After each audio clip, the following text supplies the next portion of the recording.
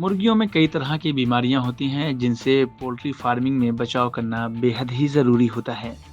अगर poultry farming में ज़्यादा फायदा कमाना है तो मुर्गियों को बीमारियों से बचाना ही होता है।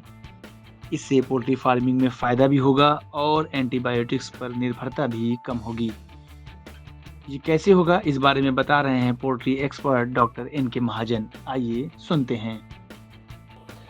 मेरे से पहले सुरेश जी ने और उससे पहले जो तमिलनाडु के फार्मर्स ने जो प्रेजेंटेशन दिया वो हम सब के लिए बहुत आई ओपनिंग थे और वो हमारे लिए बहुत पॉजिटिव भी है, क्योंकि वो हमारे को ये आगे का रोड मैप बता रहे हैं कि हमें पोल्ट्री इंडस्ट्री को कैसे आगे ले जा सकते हैं। और I was surprise to learn from Suresh ji की एआई का इस्तेमाल इतने बखूबी कर रहे हैं, जबकि हम लोग यूनिवर्सिटीज़ में होने के बावजूद भी अभी इस पे ज़्यादा ध्यान नहीं दे रहे हैं। लेकिन so 3 cheers to you Suresh sir. So well, जैसा कि मुझे टॉपिक दिया गया था, advancements in poultry vaccination and bio security.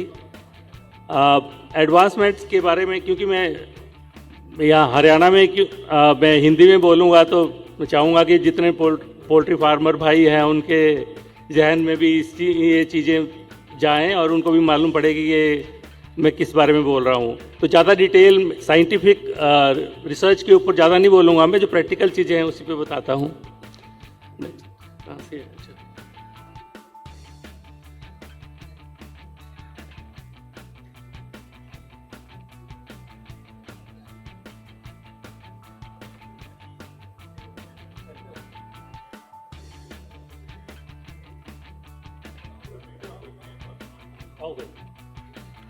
चल गया।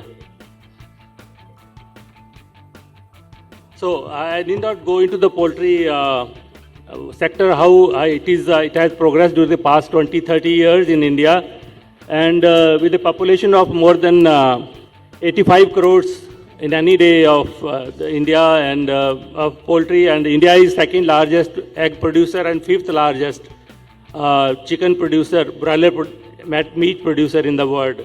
So that is a great achievement, and we hope that in the coming years we will be becoming number one in the world with the efforts of so many entrepreneurs and so many progressive poultry farmers. India's growth is progressing at as per compound annual growth rate of 8.1% during 23 to 28. So that way it's going to cross more than 40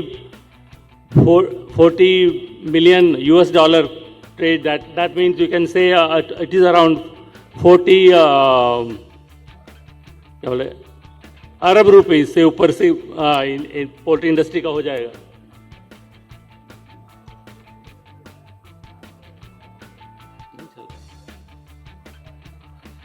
So coming to the viral infections which are affecting our poultry industry during the past 20 years, we have seen that viral challenges are a great nuisance to poultry industry all over the world, but also in India.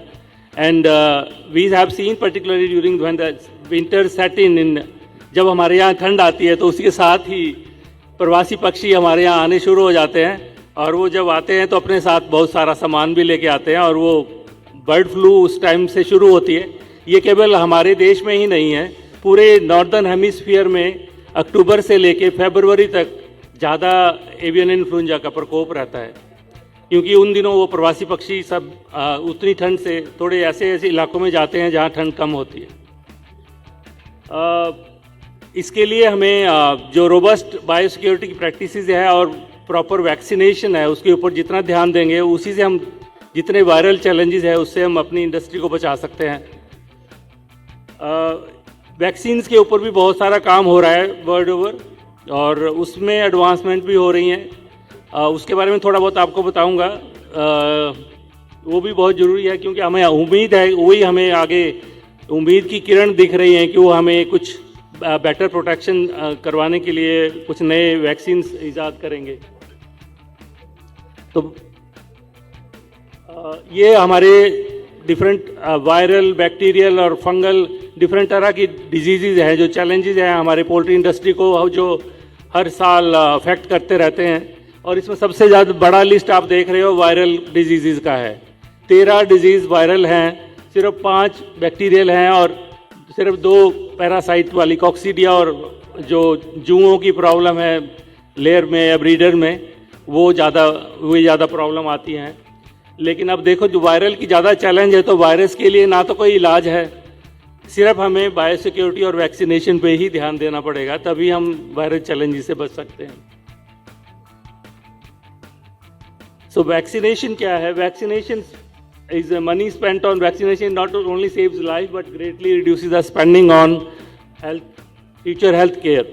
तो ये बचाव का एक ऐसा तरीका है जिसकी वजह से हम आने वाले समय में जो बीमारी आती है उसके लिए जो खर्चा होता है उससे हम अपनी पोल्ट्री को बचा सकते हैं।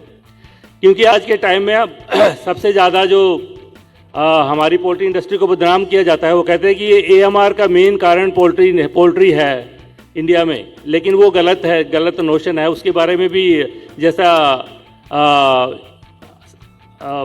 तमिलनाडु के ये प्रोग्रेसिव फार्मर ने किया है, सब जगह अवेयरनेस फैला रहे हैं, उसी तरह ये भी एक ऐसा है कि वो एक इसका गलत नोशन है कि वो इतनी ज़्यादा एंटीबायोटिक को पंप इन कर रहे हैं ह्यूमन फूड चेन में। लेकिन अगर हम प्रॉपर वैक्सीनेशन और बायोसिक्योरिटी करेंगे तो हमारा जो डिपेंडेंस है एंटीबायोटिक पे वैसे ही कम हो जाएगी। अगर आपको हमारा ये वीडियो अच्छा लगा तो हमारे YouTube चैनल को सब्सक्राइब करना ना भूलें, बेल आइकन भी ज़रूर दबा दें। इस तरह के वीडियोस को देखने के लिए Facebook और Instagram पेज को भी फॉलो करें।